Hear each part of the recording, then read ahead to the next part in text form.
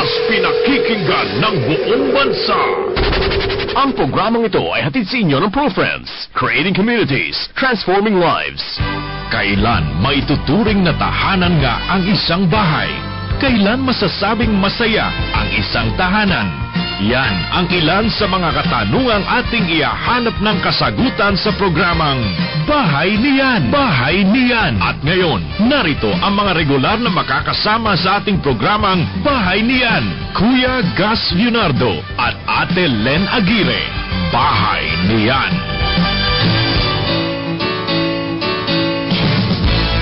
Magandang araw sa lahat ng ating tagapakinig. Welcome sa Bahay Niyan, ang programang tatalakay kung paano magkaroon ng magandang buhay ang bawat pamilya sa loob ng kanilang magandang bahay.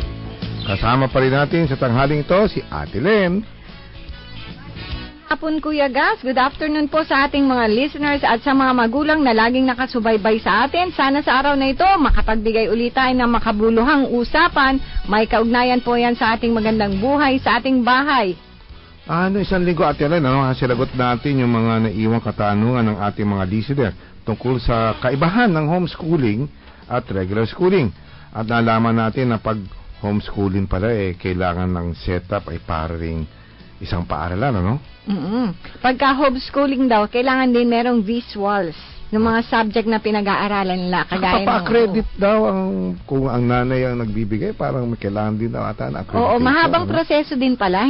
May qualifications din pala yung nanay bago siya pwedeng payagan na makapagturo dun sa bahay. Kaya nga, napag-usapan kung meron namang mas malapit na paaralan sa iyong tahanan, o tinitirahan, mas maigi na palang doon na lang i-enroll ang iyong mga anak. Oo, wala pang stress. Andyan lang naman, malapit lang. Yun ang kagandahan ng mga tinatayong community school tulad ng St. Edward Integrated School na matatagpuan ngayon sa Lancaster, New City sa Cavite. Sila yung guest natin. Isang importante palang bagay, kailangan pagka sa malaking paralan ay naka-develop yung kanilang social skills. Yes. Kung nandun lang sila sa bahay, medyo nga namamahirap.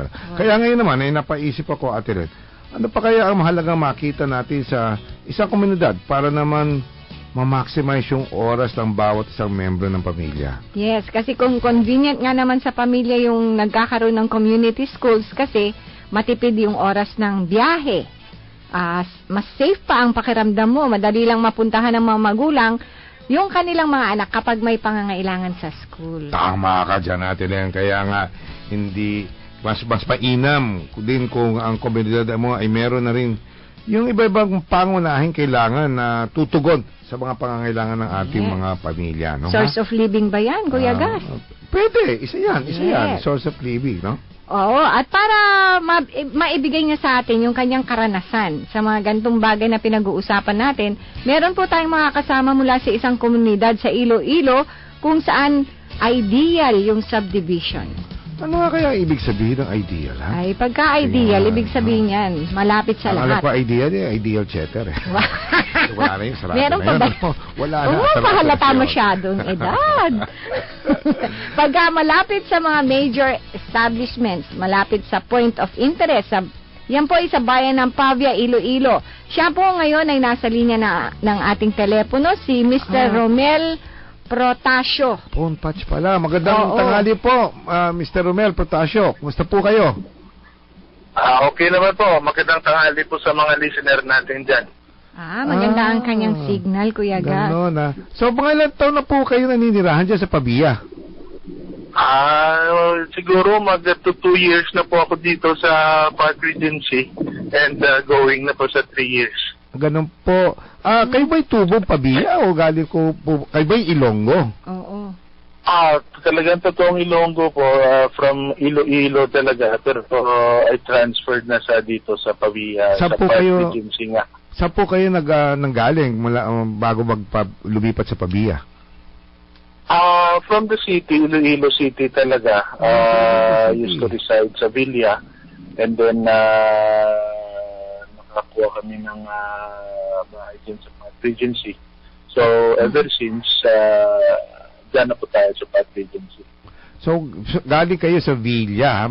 Saan po ba? Villa po, yes. Saan po ba ang... That's part of the city pa rin. Ano po ba ang ating hanap buhay? Well, usually I'm into the buy and sell business and sa mga lupa at bahay po. Okay. Tayo po, Mr. Ruben, ay isang magulang. Ano po? Ilan po ba anak nila? I have only one daughter. One and only. Wow, ang ganda naman. Mr. Protasio, hinanap nyo talaga. Paano po kayo napunta dyan sa may Park Regency Residences? Hinanap nyo po ba talaga yun? Siguro it was just parang meant to be nga kasi medyo congested na yung city natin dito. Mm-hmm. So for a change, since it's outside the city, pero malapit lang sa city, so I thought that would be the best place na doon tayo manirahan po. Gano'n siya kalayo sa city? It's not that far. Siguro the most is 10 kilometers on a good road talaga. Malapit Highway lang. naman yan. Malapit lang, opo. Bukod po doon sa distansya, ano po bang naging nakita nyo, naging bentahin at naisipan nyo dyan mag-relocate from Villa to Pavia dyan po sa Park Regency Residence? Siguro one of the foremost reason dyan is yung school ng anak ko is just medyo malapit dyan sa it's within the highway. So from Park Regency, siguro the most is a 15-minute drive on an early morning na talagang medyo lang traffic. Maski may konting traffic, it's not that far talaga. So talagang malaki yung factor considering na everyday that's what you do, the length of travel time. Talagang atin na malaking bagay ang eskwela. Laging yung travel time na yan ang usapan, bukod po sa eskwela, ano po ba ang nakita nyo andyan sa ang pili din nyo ay Park Regency? Siguro right now, yung marami kami mga activity dito sa Park Regency. Actually, this coming summer, I used to handle yung mga sports activities namin dito. So every summer, we have a sports clinic. That's for the homeowners sa mga children where we teach them basketball. So clinic din kami sa swimming, sa dance, sa visual arts. And maski nga taekwondo we have. That's every summer on our second year. And sa awa naman ng Diyos, it's going strong. Napakagandang pakinggan na Ate Lena. Mr. Protasio, ibig sabihin po ang nag-take initiative na po na ito yung mga homeowners na po ng mga taga-park? Yes, sir. Yes, sir. Usually, that's only one of the programs we have here. Actually, we have yung mga Santa Cruzan, we have the yearly gathering every Christmas, we have the joint Christmas party. And that's all because yung mga Halloween, that's all because of yung initiative ng mga homeowner natin na willing to cooperate naman for the good of the community. Parang masaya tumira dyan. Naging close sila, no? As a community, naging no? Close po. Ano meron dyan at sa Park Regency na naging malapit ang mga naninirahan dyan? Kayong magkakapit bahay? Siguro it's the way naman na you handle everything. We're close-knit na mag-neighbors. So, they're willing to do everything para naman sa mga bata na parang tulad yan, yung clinic natin na pag summer, hindi na lang sila lumalabas, ando na lang sa village, nagpe-physical activity, everything. So that's para natutuwa rin yung mga parents natin. Ganun po ba? Ano meron? Yes, sir. Anong binibigay o meron kayo nakikita dyan o nai-experience kayo dyan? Kasi maganda ito para sa ating mga tagapakinig, ano? Ano yung nandyan sa Park Regency na nagbigay o nag-contribute para kayong mga naninirahan dyan ay maging malapit sa isa't isa? Of course, through the support also of the management, we're very thankful for that. And siguro kung na rin kasi mga Ilonggos, known for their closely knit yung mga family, and most homeowners here ay halos magkakilala naman dati because parang their family na one sister would get a house there and another sister would get a house at another block. So parang pamilya na lang ngayon. So, pag sinabi nyo meron kayong ino-organize sa sports clinic na summer, so may facilities po dyan? Yes. Sa loob po ba o lalabas pa ba kayo ng subdivision? Ay, hindi na po kasi we have our own covered gym, we have our own swimming pool, and we have our own clubhouse. So, pwede na lang, pupunta na lang yung mga instructors at coaches namin, and then we do our na lang over there na lang at our village na. Oh. Hello? Mukhang Hello, sir. Mr. Yung basketball, meron naman kaming gym. Yung swimming, may swimming pool. So, wala na ka-problema regarding sa venue. Parang ang nangyari dyan sa may Park Regency Residences, pag merong nakalipat na isang pamilya, hinihikayat yung ibang pamilya na dyan din manirahan, no? Kaya marami pamilya.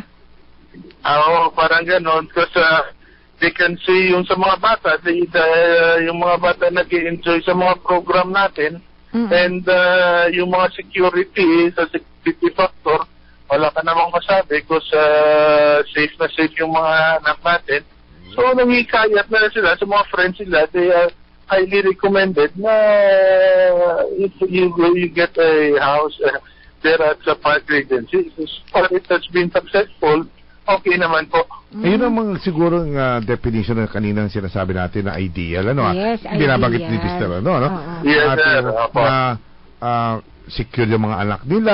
Saka kompleto. Malalapit sila magkakapit bahay, di ba? Yung napakasarap na komunidad siguro. Yun ang siguro nga idea ko. Siguro naman, pwede natin masabi rin dahil sa marami kayo, malalapit kayo, wala kayong problema yan sa mga karamihan nangyayari sa mga komunidad, yung mga droga-droga, ano ha? Oo. Paano yun? Paano nila inaano yun? Aktibo din ba ang mga pamilya dyan? Yung sama nyo, yung homeowners nyo sa yung pagbabantay na hindi kayo mapasok ng mga ganito? Ay, opo po. Kasi usually we have mga security measures na sinishare din yung ng management na para maging safe po yung lahat. Kasi yes, Mr. Medyo nawawala. Mr. Protasio. Mr. Protasio, doon po ba kayo? Naka-phone patch po tayo. Live from Iloilo po ito. From Pavia, Park Regency Residence. Naputol po. Ayun, tatawagan na lang uli. Pero bago yan, Kuya Gas, ibigay lang natin uli yung ating mga text lines para dun sa mga gustong mag-text sa atin, gusto nilang magbigay ng kalang mga opinion, yung saloobin nila, or gusto nilang magtanong. Ang smart line po natin ay 0908-136-6060 at ang ating globe line ay 0906-549-7882. Kuya Gas, magko-commercial lang tayo. Baka balikan pa natin si Kuya Romel. Okay. 12:44 po ang ating oras. Kayo'y nakikinig sa Bahay Niyan sa DWIZ. Hindi hayop, hindi bagay, hindi siya ordinaryo. Ang malalayo, nalalapit sa'yo. Ang kulang, kinukumpleto. Ang mahal sa bulsa, ginagawang abot kaya. At ang pangarap, ginagawang totoo. Anong ito? ProFriends! At ProFriends, we don't just build affordable houses. We create complete communities. ProFriends provides what you and your family need so you can spend more quality time enjoying life at home. Visit our developments in Cavite, Quezon City, Pampanga, and Iloilo. For more information, check our website at profriends.com or call 491-7700. ProFriends, creating communities, transforming lives. DWIZ 882. Kayo'y nakikinig sa Bahay Niyan sa DWIZ. 12:45 po ang ating oras. Welcome back po sa Bahay Niyan. Kuya Gas, andyan kasama pa rin po natin si Mr. Romel Protasio, isang residente po ng Park Regency Residences dyan sa Pavia, Iloilo. Sir Romel, Mr. Protasio, andyan po ba kayo? Hello? Ay, putol na naman. So, siguro mamaya balikan na lang natin si Mr. Protasio. Kuya Gas, meron pa tayong ibang mga makakasama ngayon. Mula naman sa isang komunidad sa Iloilo o Saan na ba tayo? Hindi na. Kasama natin yun. Balik tayo sa Cavite. Nawala ka. Ang layo Kasama ng natin sa binabiyahe natin. studio si Ginang Clarissa Lisama. Ayan. Siya naman ay tagay. Sa kanya na natin itanong. Magandang hapon po, ma'am. Good afternoon po. Oo. Taga saan po tayo, ma'am? Lancaster, New City po, sa LR2. Napag-alaman namin, Clarissa, tama po ba? Meron kayong, doon mismo sa inyong komunidad, meron kayong dalawang negosyo na itayuro? Nag-create kasi ang Lancaster ng commercial space, Okay. parang mall, mini mall siya. Okay. So, Within the subdivision yun? yes po, we have churches there, we have what do you call this? A Layton Hall, parang may mga activities, and then created naman nila yung parang mini mall siya with call center na po siya existing. So, we have tutorial center and play school. Tutorial Center and Play School. And recently, we opened up another business, yung Chef Roberto's Comedor. We offer... Parang restaurant po. Yes po. We offer paella. Wow. Tawas, parang masarap. Ano po Tama-tama, tanghalian. Yan po ba ang Paella. specialty dyan? Paella. Paella po, lahitin mo kasing Caviteña po ako Saan po ba kayo galing? Bakit kayo lumipat sa Lancaster? I'm from Cavite City and si Cavite husband City. po, Rosario Cavite. Ilang taon na po kayo sa Lancaster? Actually, ma'am, siguro magpo-4 kasi we stayed there way back 3 years ago, kaya lang hindi pa ganun karami yung tao. So, isa kayo go- sa mga Tapos po, bumalik lang kami recently, mag-1.5 na po kami ngayon. Maganda siguro yung tanong natin kay Clarissa. Paano mo naisip, bakit naisip mo tutorial at saka restaurant, ha? Napasuking negosyo. Tutorial center po, we have students kasi coming from St. Edward. Yun po yung school na ginawa ng Pro-Friends for the community. Okay. Ganun po ba? Okay. And napunta pa sila dun sa branch namin ang main po kasi ng tutorial namin, it's Gabriel Archangel Toddler Play School sa Rosario, Cavite. Most of the students from St. Edward, pumupunta pa sila ng Rosario. So, so we look a place doon that, meron kasi dati doon yung Petron pa lang, wala pa yung square. Kaya lang, luckily, nagkaroon kayo ng mini mall doon. So, kami yung pioneer doon sa Lancaster Square. Napakagandang kwento, no, ha? Nakakita lang sila ng oportunidad kasi may mga estudyante na St. Edward, dumadayo pa na Rosario, ha? At saka may nagbigay ng oportunidad, Kuya Gam. May Kasi po ba merong mga lugar. ilan ngayon ang inyong sinututor? Total of around 80 or 90, 80 to 90 students. We cater also play school. St. Edward caters K1, Kinder 1 and Kinder 2. We cater the toddler, the play group, meaning ages 1.5 to 4. And then, pagtapos na po sila sa amin, diretso na po sila sa St. Edward. Ganun. Sa inyo muna dadaan. Magandang kombinasyon natin nila. Pagkatapos si tutor, diretso sa Chef Roberto restaurant. Yun ang masarap. Yung mga mamis po ang nandun. Oo nga, pwede ko ba ng paella nga naman. Bali, ilang taon na po yung tutorial school?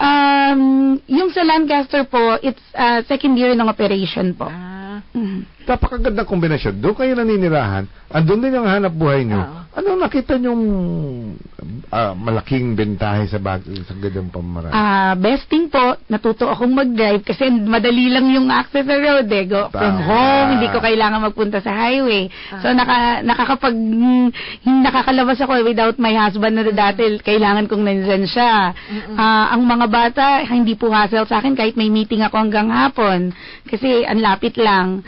Kung hindi na siya nag-school bus pabalik, pero sometimes they walk. Going to the... Lakad-lakad na lang. Si Mr. po. Anong kanyang ginagawa po? Si Mr. po, we have contractor siya. And most of it, we design home improvements. So, din po kayo? Yes po. Tilo mo nga, hindi na sila lalabas na komunidad, ha? Biro ang hanap buhay ng Mr. kontratista ng mga home improvement. Ang kanyang kliyente, ba taga-Ruda rin? Opo. Sa Manchester, usually. Ganon. May livelihood ka na at lahat, ha? Oo nga. Yung restaurant, ilang taon na ba? Mas nauna doon? Nauna po yung preschool, yung play school, and then po we put up the restaurant because of the call center. The need for yung food. May call center din doon? Yes po, sa second floor po. Actually, I think they have 700 na agents there. And matatayo na rin po yung kabilang building. So, parang Pwede nyo pong ilarawan sa amin yung lugar, yung mall. Ano ba yan? Napakalaking mall o ano? Not parang actually, mall, but nandun lahat ng kailangan ng isang community. We have the grocery, welcome. Kapag kailangan mo magbayad ng bills, you don't have to go outside. Nandun ang bayad center. If you want ice creams, we also have National Bookstore inside. Talaga? That's why no need to go outside para mag-ano. Oo. Actually, we also have park. May park na rin doon. Pagdating ng afternoon doon, some of the residents, nandun sila, sometimes nagpipiknik, nakikita namin. And we also have na yung dog association. So, pagdating ng Saturdays and Sundays, merong mga different dogs and yun, kumpleto naman po. Ay, ang ganda naman. Bakit po sa Lancaster? Yung nandun sa Lancaster na restaurant nyo, meron din kayong parang yung tutorial? Meron din sa labas, We have yun lang talaga. actually, we have 3 branches na po. Pero sa Lancaster, ako naka-base. Kasi doon ako nakatira. Opo. We have one in Cavite City, one in Rosario, and mag-open ngayon po sa Alabang, sa Madison's Gallery. Mukhang magandang negosyo pala yung tutorial. Ayan, tayo sa mga mga students. housewife na tapos ng edukasyon.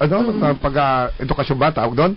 Pwede pa lang magbukas ka ng sarili mong tutorial, Manirahan ka lang sa komunidad at pwede, Ibigay mo 80 kagad yung kanyang tinuturuan. Paano nyo po napili na yung Lancaster doon? Before po, nagagandahan kami sa mga model houses. Try to see yung mga model houses ng Lancaster.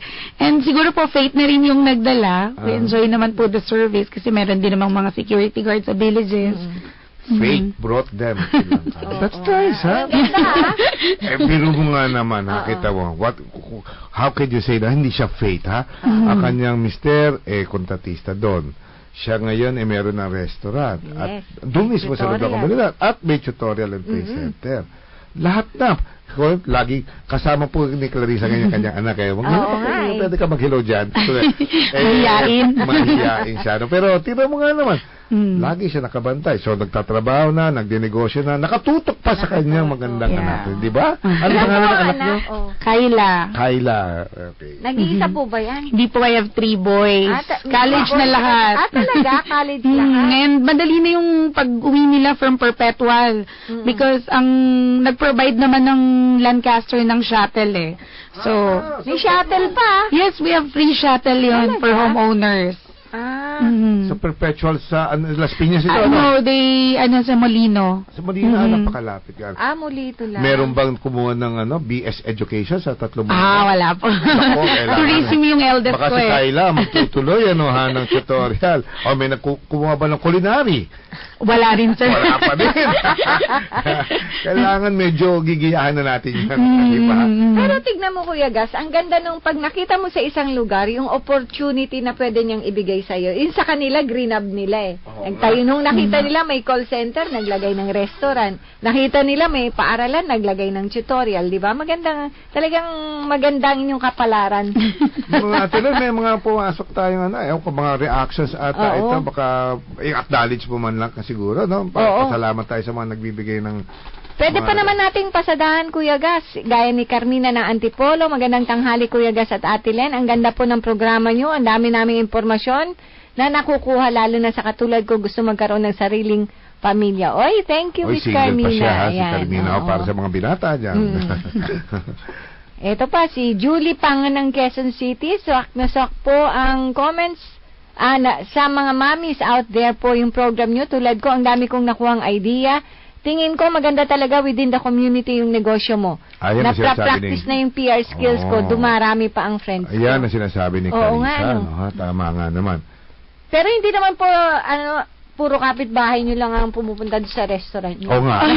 Sino customer nyo pala doon? Marami naman po. Puro ba mga taga-Lancaster o may dumadaan? Hindi naman po. Meron pa nga isang RCBC manager. Napunta siya pa doon daw Kaya... Saan ang kanyang office? Hindi ko po. Huwag niyo po sabihin sa Makati Hindi, I think sa Binakayan. Binakayan? Kung Binakayan, dumadayo pa sa Lancaster They like the paella.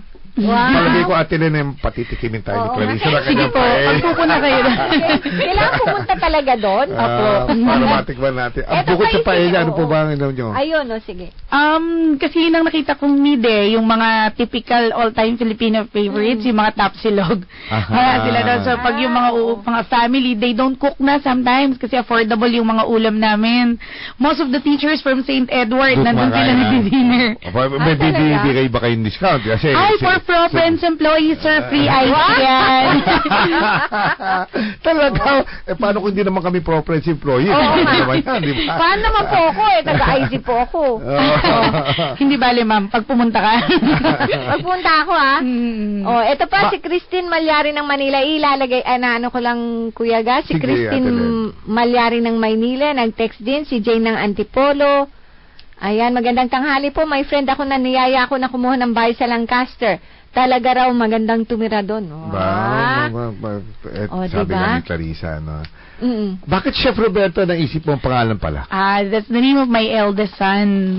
And then the Gabriel Archangel kasi matagal nang nag-exist yun sa second ko. Ganon, ha? Masayang Masaya usapan talaga to. Pero nung nagsisimula ka, syempre, alam mo pag yung business mo nasa isang lang, parang limited ba? 'Di ba pag nasa loob ng subdivision, parang limited. Di ka natakot?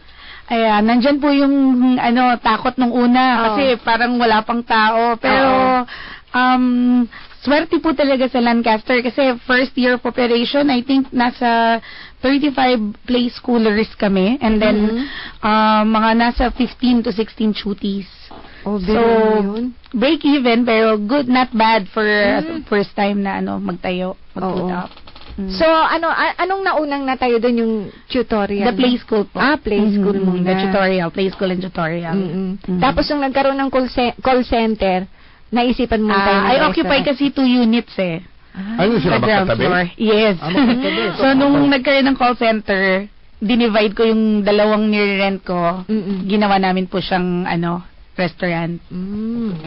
Parang nga naman, 24 hours di kayo bukas? Nire-request po nila, we're trying to look pa sa availability ng crew. May isa tip. Pag nagbukas ka, iwasan mo mag-offer ng drink, alcoholic drink. Ay, wala po, sir. Bawal. Bawal po. So talagang talagang kain. Yan, para bumalik ang lakas at sigla ng mga nagtatrabaho sa call center. 24 hours yung call center doon. Yes po. Marami na sila. Kaya dapat talaga mag 24 hours ka na. Sige, ma'am, in time. Siguro, Ate Len, tanong natin kay Clarissa, para sa ating mga tagapakinig. Ano kaya mapapayo mo sa mga nakikinig sa atin na nag-iisip din magbukas ng isang maliit na pasibulan ng isang maliit na negosyo na medyo may konting agam-agam o takot? Siguro kailangan po talaga lakas ng loob and determination. First year of operation, you need talaga na focus. It's hard. Devote yung time. Talaga, everything siguro, faith din talaga po kay God and the best location po talaga kung saan itatayo. Yun po yung first. Yun, lokasyon talaga. Lokasyon. Gumawak. Pero tanong ko, Claire, nung sinumulan mo, Beto, meron ka bang ginawa parang feasibility study o ano? Yes po. Gumawa din. So, importante Yes yung po. feasibility study. Tama naman, aaralin mo bago mo pasukin. Ngayon, biro mo, sa loob ng 2 taon, 2 negosyo na siya. Oo nga. Ang Dapat bilis talaga, ng paglaki. No? Dapat may eye for location ka talaga pag negosyante ka. May eye. We believe to, sobra po sa project ng Lancaster kasi it's located, if you're from Cavite City, hesitant kang pumunta kasi we live in Cavite City nasa city. So pag tiningnan mo, kung ikaw ay Caviteña, titingnan mo ang Lancaster, ang layo, bukid siya. Ganon. Pero pag tiningnan mo yung perspective at tiningnan mo yung iniisip ng developer para sa amin, makikita mo na it's really a nice place na you don't have to go far para makuha mo yung lahat. Yun ang ideal community para kanina si Mr. Potasio ng Iloilo, yun din ang sinabi niya kasi ang sangkap daw ay yung ugnayan nilang magkakapit-bahay. Ng mga homeowners kasi. Nagiging close sila. Ngayon, kaya ni Clarissa, andyan lahat yung pwedeng abutin ng mga naninirahan. Yes. Ayun pala mga ideal components. Yan ang, kompleto, kumbaga. Wala ka nang hahanapin pa. Tumpa. Dahil dyan, Kuya Ga, wala na tayong oras. Wala na naman tayong oras. Ayan, binasa na natin kanina yung text messages. Maraming salamat po sa mga nag-text. At sa susunod na Sabado, ay dahil napag-usapan po natin ang negosyo na nasa isang komunidad lamang, tatalakayin naman natin ang kabutihan ng pagkakaroon ng isang retail commercial area sa isang pamayanan. Tama, Ate Len. Kung uso ang malls at pasyalan sa masikip na mga lungsod sa kamay nila, posible kayo mag-enjoy din ng pamilyang Pilipino ang parehong mga pasyalan pero hindi na magtitiis sa traffic. Pasyalan sa loob ng isang komunidad. Aba, abangan natin yan. Pwede. Yan Yes. ang ating Dahil dyan, hanggang sa susunod na Sabado po, hanggang ganito rin pong oras, alas 12:30 hanggang 1:00 po ng tanghali. Samahan niyo po kami sa programang nagbibigay sa inyo ng makabuluhang talakayan sa pagkakaroon po ng isang masayang tahanan. Ako po Pero teka muna, Kuya Gas, magte-thank you lang po tayo kay Haling Clarissa. Hindi Maraming tayo salamat, nag-thank you. Clarissa. At Mr. Potasio po, sa oras po binigay thank you. ninyo. Okay, hanggang Ito sa po Sabado. ang bahay niyan. Ako po si Kuya Gastonado, ang nag-iiwan sa inyo ng magandang buhay sa magandang bahay. Magandang tanghali po.